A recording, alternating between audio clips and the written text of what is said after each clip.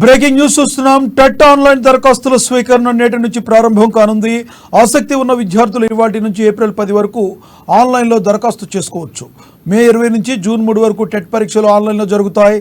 ఈ నేపథ్యంలో పలువురు టీచర్లు టెట్ పరీక్షలను దరఖాస్తు చేయాలని భావిస్తున్నారు. ఇందుకు విద్యాశాఖ నుంచి అనుమతి తీసుకోవాలా లేదా అన్న సందేహాలు వ్యక్తమవుతున్నాయి.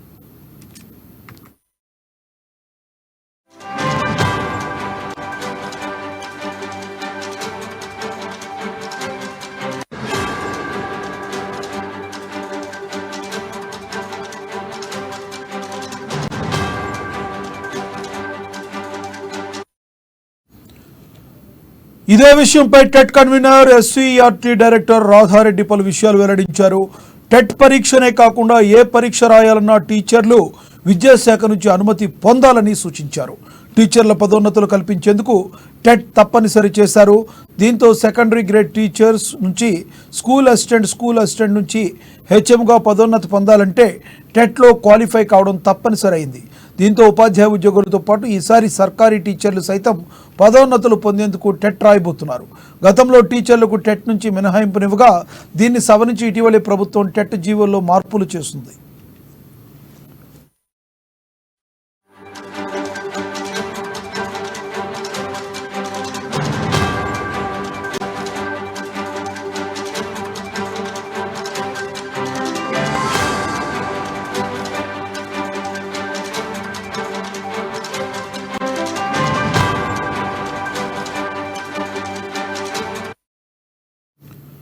టెట్ ఆన్లైన్ దరఖాస్తుల స్వీకరణ నేటి నుంచి ప్రారంభం కానుంది. ఆసక్తి ఉన్న అభ్యర్థులు ఇవాటి నుంచి ఏప్రిల్ 10 వరకు ఆన్లైన్లో దరఖాస్తులు చేసుకోవచ్చు.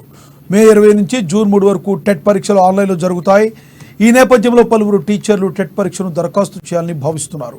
ఇందుకు విద్యాశాఖ నుంచి అనుమతి తీసుకోవాలా లేదా అన్న సందేహాలు వ్యక్తమవుతున్నాయి. అదే విషయంపై TET convener SCERT director Radha Reddy పలు విషయాలు వెల్లడించారు. టెట్ పరీక్షనే కాకుండా ఏ పరీక్ష రాయాలన్నా టీచర్లు విద్యాశాఖ నుంచి అనుమతి పొందాలని సూచించారు.